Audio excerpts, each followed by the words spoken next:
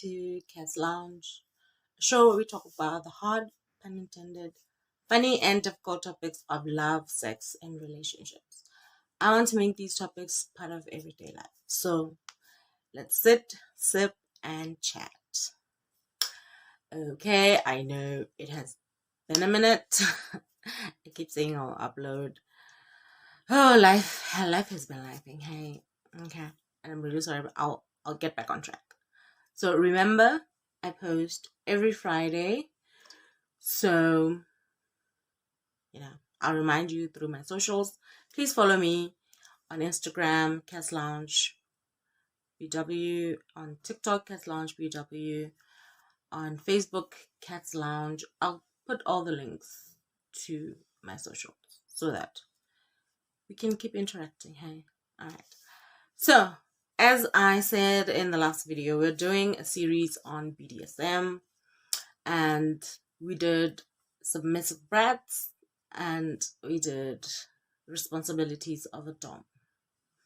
Now, I'm going to talk about sadism and masochism, usually called S&M. So, I'm doing this together because they go together. Say in like a similar way as submissive and doms. Like if there's a sub in a dynamic, then there's a dom, right? Well, not always, because you can have two submissives. And I'll actually make a video on that also, because it's a very interesting dynamic. Or you can have two doms, or you can have switches, It's all about, with BDSM, nothing is rigid. With sex, nothing should be rigid. So it's all about what works for you, what works for your partner, how you can incorporate all of the sexiness and the good things and get your orgasms, get your pleasure on, get the connection and the bond from your partner, right? So with sadomasochism, which is what it can be called, it involves, it's a giving pain, receiving pain kind of dynamic. So sadism and masochism is a sexual kink or fetish in which individuals derive sexual gratification from consensually inflicting or receiving pain. As always, consent. We are all about consent here. Nobody's doing anything they don't want to do. We're all about communication. You have to talk to your partner, ask them what they're comfortable with, how far you can go, and how far you can go really depends on how well you explore each other, right? And you do it with respect, you do it with consent. And the pain in this scenario, in this aspect, in this respect, we're talking about either physical pain or emotional, or physical pain can be hair pulling, whipping, clamps, temperature play, like cold, hot. It can be spanking. Spanking can happen to various degrees. It can be being tied up to a point where there's pain, or it can be emotional through humiliation or total submission. Total submission in this case would be slave play, mommy, daddy, child, age play. It can be a lot of things, whatever you guys agree on, right? So those who enjoy inflicting pain are called sadists or tops, and those who enjoy receiving pain are called masochists or bottoms, right? So this is a community in the BDSM, under the BDSM umbrella, right? And it uses a power imbalance for sexual pleasure. So what are the techniques? I'm going to give you 6 techniques of how to go about S&M. We're going to be calling it S&M, sadomasochism, okay? Remember, S is for sadism, M is for masochism. So there's a variety of ways to use S&M techniques to get pleasure. So number one, impact play. This is erotic spanking or flogging. These are named the way they're named because of the tools that you're using. You can use a whip, you can use a paddle to spank, you can use a whip to flog, or a flogger, you know. So in this type of impact play where the top, the sadist, uses the hand, a whip, a paddle, or anything that can inflict, like hit someone else's body to give that pain. Now, the pain level depends on who the masochist is, right? And how you figure that out is you explore. How do you explore? You test the pain levels. Now, for me, I'm a masochist, and I'm an exploring masochist in the sense that I used to hate physical pain. I still do. I hate physical pain outside of pleasure. I just don't do well with physical pain. But when it comes to using it in a sexual sense, I can take pain to a certain level. Like, let's say the pain threshold is a 10, right? 1 to 10, what's your threshold? Right now at a 5 or 6. On a good day, I'm at a 6. I need to be cuddled, I'm at a 5. So you can bite my nipple, you can spank me, you can choke me. My pain levels are there, right? So how you figure this out is just exploring. So, and erotic spanking can increase blood flow in the receiver's groin area and releases pleasurable chemicals in the brain, including endorphins and dopamine to enhance sexual pleasure. So this pain being inflicted on somebody increases their pleasure because hormones are being released. So if you are like hitting, depending on how close you are, like if you are doing missionary and like skin to skin missionary, and you find a part on your partner's body and you bite it, not biting it to remove flesh, biting it to get enough pain and see how they react. And usually it's either the orgasm becomes more powerful, or they moan even louder, then that's the sweet spot, right? Yes. Number 2, sensory deprivation. This is where it borrows from bondage or dominance, bondage play, something like that, where the top uses bondage or uses blindfolds to restrict a certain sense or to restrict a certain movement. If you are blindfolding somebody, you are cutting off their eyesight. So they did that depending on the other senses to figure out what is going on, right?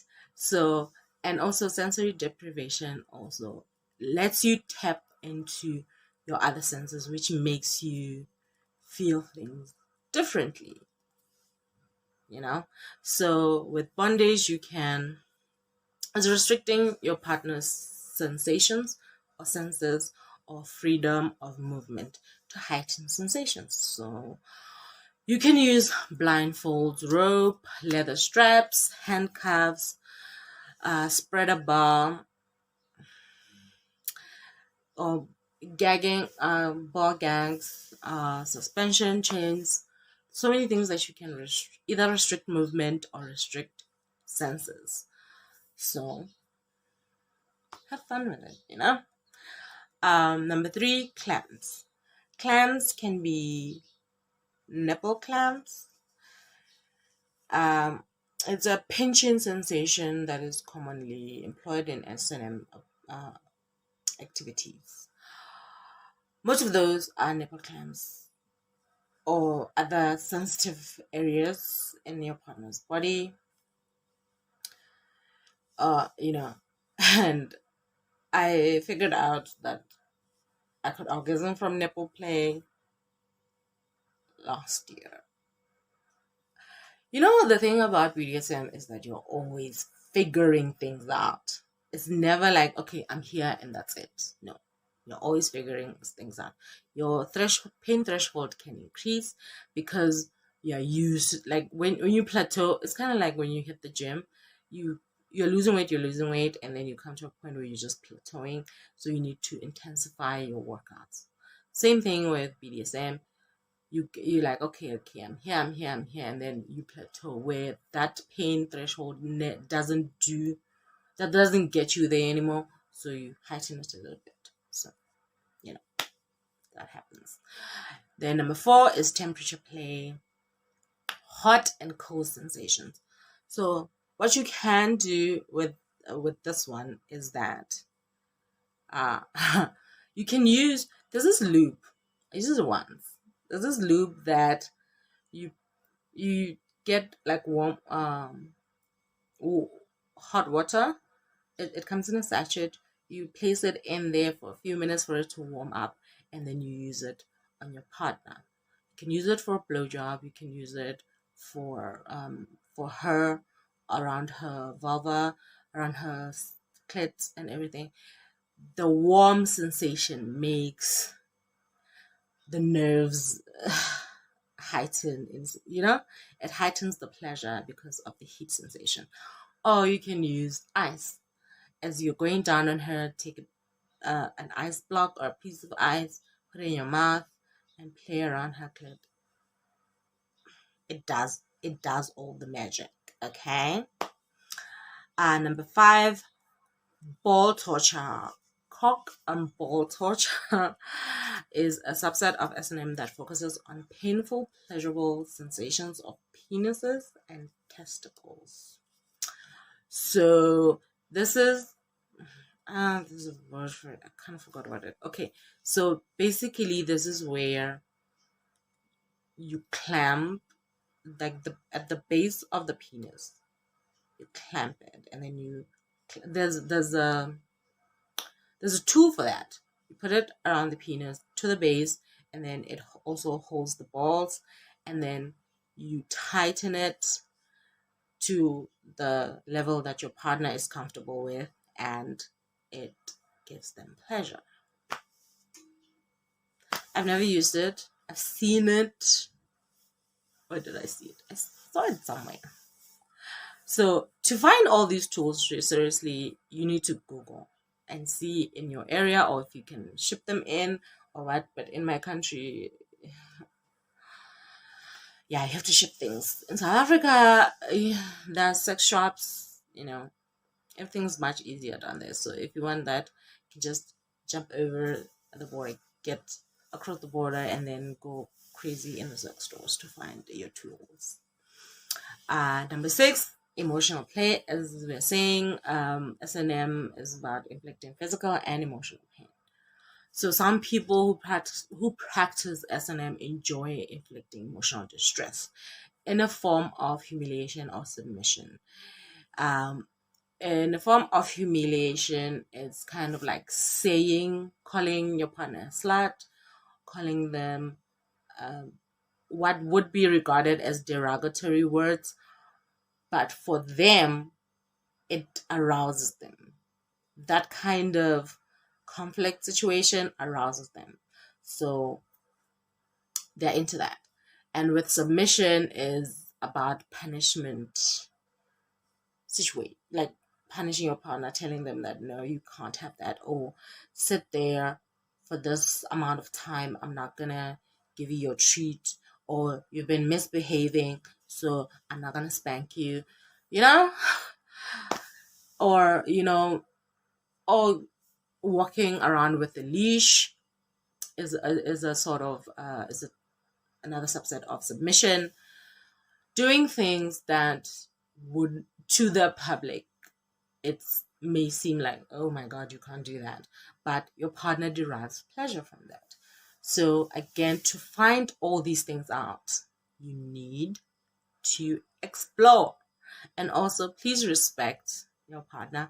And please, please, please, as we were talking about in responsibilities of a dom, there needs to be aftercare. When you're done with all of this, you need aftercare. Okay? You need to reassure your partner that all of this was done in safety, in respect, in mutual gratification. You need to assure your partner that this things that you've been doing is strictly for sexual pleasure. Outside of sexual pleasure, depending also on the type of relationship you're going to have, some people take submission outside of the bedroom. They do it in everyday life. Some people take dominance like that. Some people, like when your partner is somewhere, you have a device that tortures them all day because they derive pleasure from that. So within the boundaries that you two have set for each other, please, within the boundaries that you two have set up for each other, you can go out, play, and have fun. So those were my tips for today. 6 techniques you can utilize in S&M, and the only way to know if you can or you cannot is to explore, but explore with caution. So I hope you enjoyed this video. That marks the end of our BDSM series. I've covered submissive brands, and in submissive brands, as I kind of explained what the other types of submissives are. In dominance, I was doing responsibilities of the dom because they're at the top. You need to tread carefully when you are doing these things. They are pleasurable, but you don't want to go too far and traumatize people, right? And it's always consensual. You need to talk about all of this before you do it. So that is the video today. I hope you enjoyed it.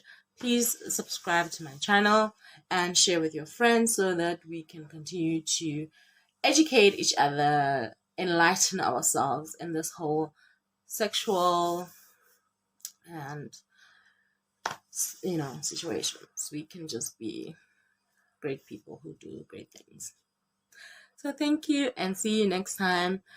I will introduce another series for you.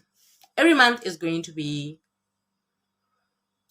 a theme. So I'll introduce the theme for November on our next episode. So keep those minds open, keep those communication channels open, and always strive for making yourself better for your partner, making each other better for each other. Love you. Bye-bye.